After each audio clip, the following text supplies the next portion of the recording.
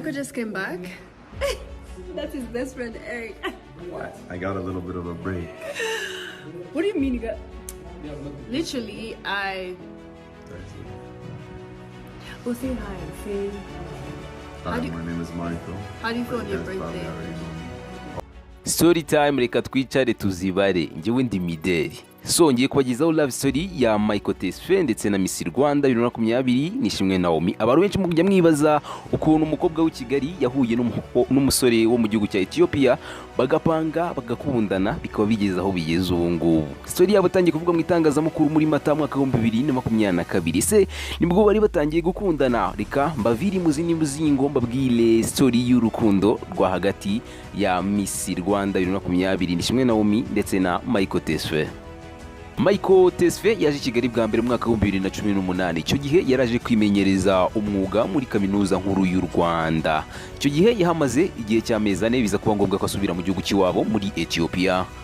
Imana igiye guhuza abantu yikorera ibitangaza. Ubwo Tesfay yari i Kigali muri 2018 hari umuryango yahamenyeye biza kuba ngombwa ko muri Nzeri mu mwaka wa 2021 uwo muryango wongera kuza kumutumira biza kuba ngombwa ko agaruka i Kigali. Uwo muryango wari ufite abakobwa babiri bavukana.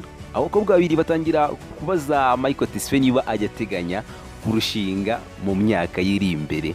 Michael Tesfay atangira kubabwira ko ibyo bintu ajya biteganya. Nuko abakobwa batangira kugenda bamwereka abakobwa beza baba mu Rwanda. Kera kabaye uyu Michael Tesfay yaje kujya muri restaurant ahageze ahurirayo na mukuru wa Miss Nishimwe Naomie yitwa Uwase Katia, nawe akaba ari umwe mu bagize itsinda ryabo rya Makenzies. Agezeyo inshuti bari kumwe zaramweretse zamubwira turiye rero ni umuvandimwe wa Miss Rwanda kandi Miss Rwanda afite imishinga ifite ahantu ihuriye n'ibikorwa nawe urimo urakora. Michael Tesfay wari usanzwe uzi uyu Uwase Katia kuko babana babiri bavindimwe ubwo bamwerekaga abakobwa beza bageze kuri Makenzies kandi uyu Uwase Katia ni umwe mu bari bagize itsinda rya Makenzies akaba n'umuvandimwe wa Nishimwe Naomie. Michael Tesfay yasanze yarasanzwe amuzi nuko aramwegera baraganira amubwira n'impamvu ari hano mu Rwanda amubaza niba byazakunda ko yahura na Miss Rwanda Nishimwe Naomie kuko yabonaga imishinga ari gukora yumva yaba umufatanyabikorwa mwiza nuko amwakana nimero ya Nishimwe Naomie aramubwira ngo araza kumuvugisha. Uwase Katia muguta we ntabwo yatashye abwira Naomie by'imishinga Michael Tesfay yamuganirijeho ahubwo we yatashye amubwira ko yamuboneye umugabo, amubwira ko kandi yamuhaye nimero ze ngari buze kuza kumuvugisha. Miss Rwanda 2020 Nishimwe Naomie yise agira amatsiko yo kumenya umugabo mukuru we yaba yamuboneye ategereza kamuhamagara araheba. Miss Tani irihirika icyumweru kirashira byumweru 2 birashira arategereza kamuhamagara araheba.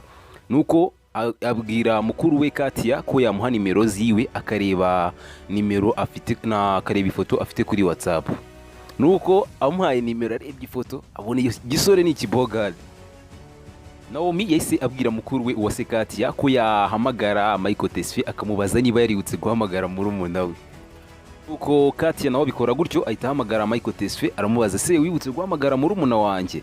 Nuko Michael Tesfay ahita ashiduka arabasi koko nari narabyibagiwe ahita ahamagara Nishimwe Naomie amusaba ko bahura. Nuko nyuma baza guhurira muri rya duka ryabo rya Makenzies. Bagihura ako kanya Miss Nishimwe Naomie yahise akunda Michael Tesfay. Nuko batangira kuganira baraganira ku by'imishinga ariko Michael Tesfay atangira abona amafoto ya bavandimwe ba Naomie atangira kumubaza muri bo niba hari uwaba yarashatse. Nuko Naomie atangira kugenda asobanura umwe kuri umwe ambwira ariko akajya agenda bavuga nabi akavuga nabi ko urya atarabana beza cyane. Nuko yigezeho we ahita atangira kwitakataka ahita yivuga ibigwi yivuga neza nuko anavuga ko nta mukunzi afite. Nyuma yaho ngaho Nishimwe Naomie na Michael Tesfay baje kuba inshuti cyane gusa Naomie yari yamaze kumukunda.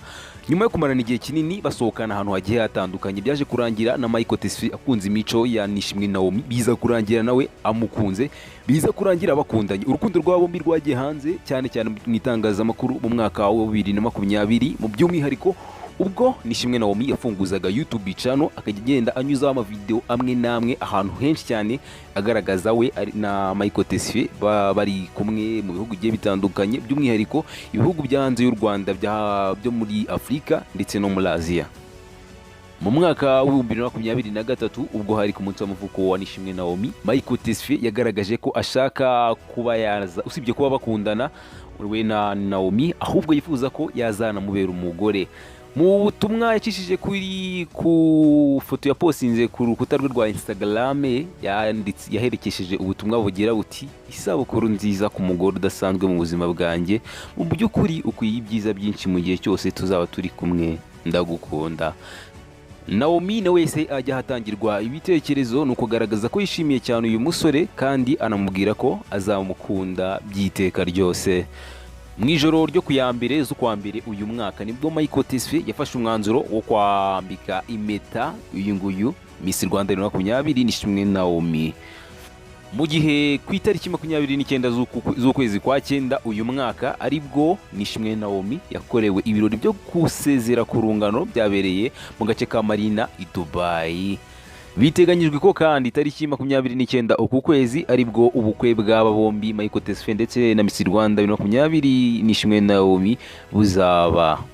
Dore ibyo wamenya kuri uyu musore ugiye kurongora Miss Rwanda 2020. Ni umusore ufite masters mu bijyanye n'ubuvuzi. Yize muri kaminuza Edinburgh mu Bwongereza, gusa kuri iki gihe akaba aba mu Rwanda.